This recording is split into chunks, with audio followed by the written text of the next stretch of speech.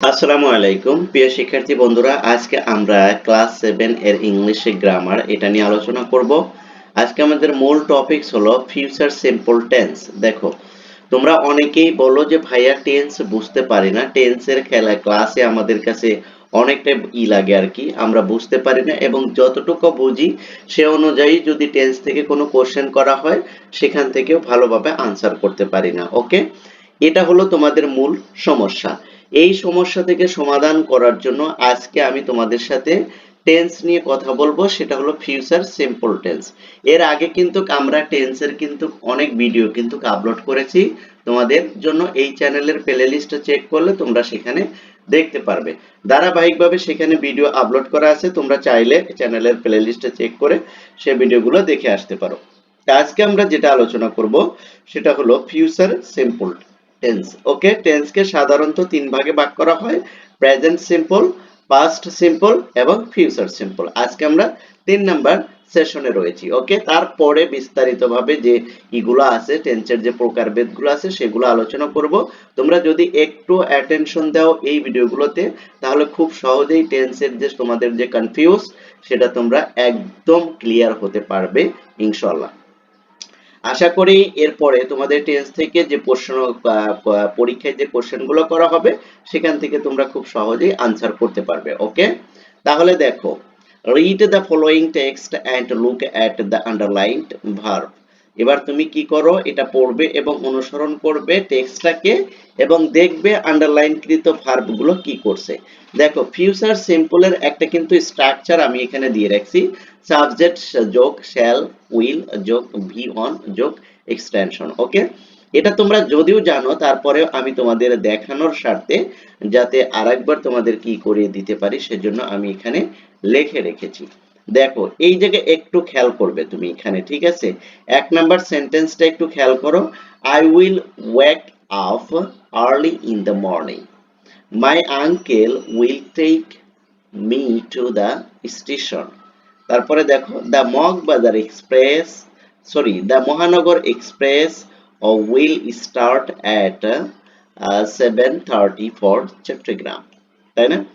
এবার দেখো, এই জায়গা তুমি কি কি দেখতে পাচ্ছ, এই জিনিসটা তোমাকে আগে ফাইন্ড আউট করতে হবে। দেখো, এখানে আমি সাবজেক্ট দিছি, তারপরে শ্যাল বা উইল দিছি, ভি ওয়ান দিছি। ভি ওয়ান মানে তো এটা জানো, ভার্বের বেস ফর্ম, তারপরে এক্সটেনশন, তাই না? দেখো, এই যে সাবজেক্ট আই, তারপরে উইল, এই যে শ্যাল বা উইল, তারপরে ওয়েক আপ, এই যে ওয়েক, এটা কি ভার্ব, তারপরে দেখো এক্সটেনশন দিয়ে দিছি, এই যে আর্লি ইন দ্য মর্নিং। ওকে, তাহলে আমরা যেটা বুঝতে পারি যে স্ট্রাকচারের সাথেও যদি আমরা যদি মিল করে দেখি তাহলে কিন্তু এই সেন্টেন্স এর সাথে মিলে যায়, তাই না? এখন তোমরা বলতে পারো যে ভাইয়া স্ট্রাকচার তো মনে থাকে না। হ্যাঁ, তোমাদের মনে থাকবে না, এটা স্বাভাবিক বিষয়। কারণ হলো যে তুমি টেন্সটাকে সেন্স দিয়ে বোঝার চেষ্টা করো না, ঠিক আছে? টেন্সটাকে তুমি কিভাবে বোঝো? টেন্সটাকে তুমি বোঝার চেষ্টা করো যেভাবে বইয়ে লেখা আছে সেভাবেই বোঝার চেষ্টা করো। আসলে বইয়ে যেভাবে লেখা আছে ওইভাবে যদি বোঝার চেষ্টা করো তাহলে তুমি প্রপারলি বুঝতে পারবা না, ঠিক আছে? এখানে তোমাকে কিছু কি আনুষঙ্গিক এবং কিছু ডিপলি কথা তোমাকে মনে রাখতে হবে। যেমন তুমি যদি সেন্স দিয়ে যদি টেন্স বোঝার চেষ্টা করো তাহলে কিন্তু তুমি খুব সহজেই টেন্সটা আয়ত্ত রাখতে পারবে এবং লং টাইম তুমি এটার ব্যবহার এবং কার্যপরিধি সম্পর্কে তোমার সম্যক ধারণা থাকবে। ওকে, তাহলে দেখো, প্রথমে তোমরা কি স্ট্রাকচারটা দুই একবার দেখো, তারপরে আর দেখো না, ঠিক আছে?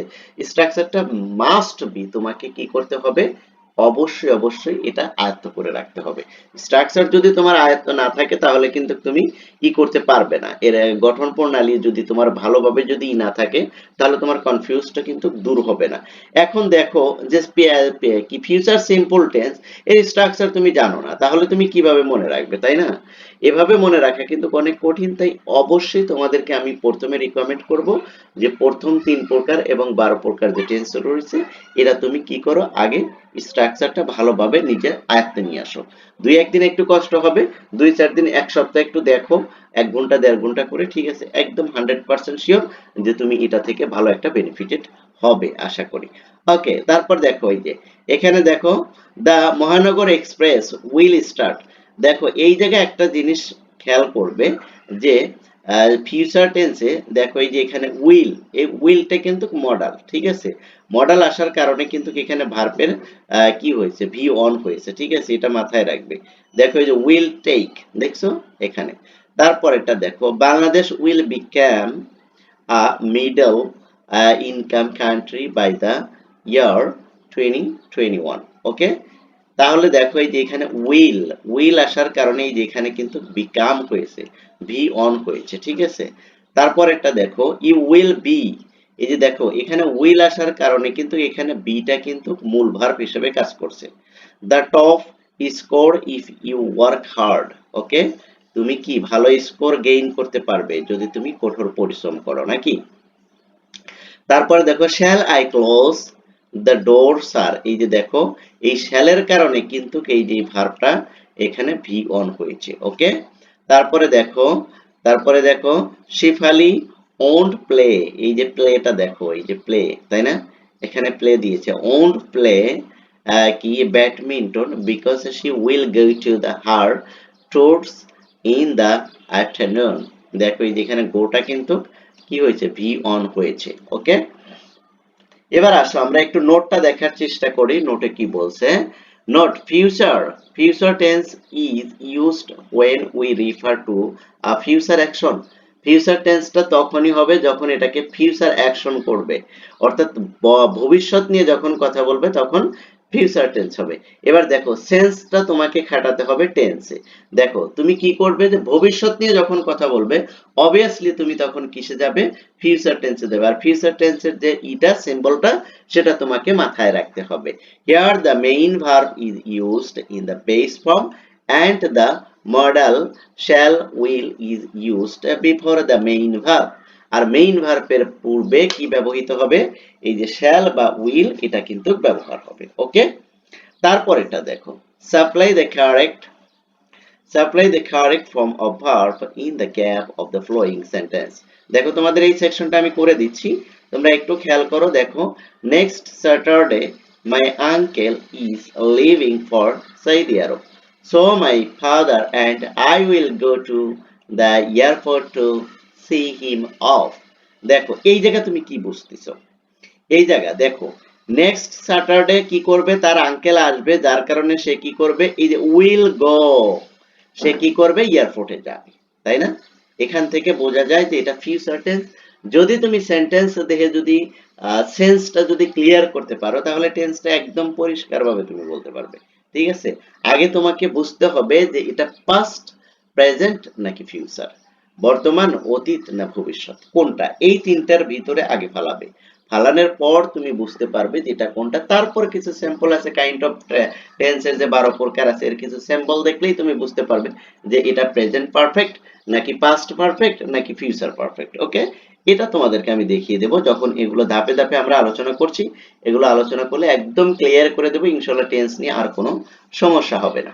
তারপর দেখো, the weather forecast says it will rain কি rain tomorrow, এখানে শুধু will হবে, ঠিক আছে, এখানে rain আসছে tomorrow। দেখো এই যে will আসার কারণে এখানে মেইন ভার্ব হয়েছে। ওকে, তারপর দেখো I will take an umbrella if it rains।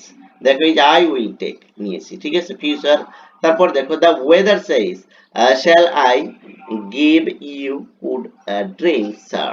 ওকে, এই যে দেখো shall আসছে, তারপরে দেখো এখানে এটা আছে, তারপরে এটা দেখো okay I will you Sunday morning. Okay, আশা করি তোমরা বিষয়টা বুঝতে পেরেছো। তারপরেও যদি না বোঝো তাহলে অবশ্যই তোমরা আমাকে কমেন্ট সেকশনে জানাবে। আর আজকে যারা নতুন আমার এই ক্লাসে জয়েন করেছো তাদেরকে বলবো অবশ্যই চ্যানেলটি সাবস্ক্রাইব করে পাশে থাকবে। আর ভিডিওগুলো যদি ভালো লাগে তাহলে লাইক কমেন্ট শেয়ার করে দিয়ে সবাইকে দেখার সুযোগ করে দিবে। থ্যাংক ইউ সো মাচ, আল্লাহ হাফেজ।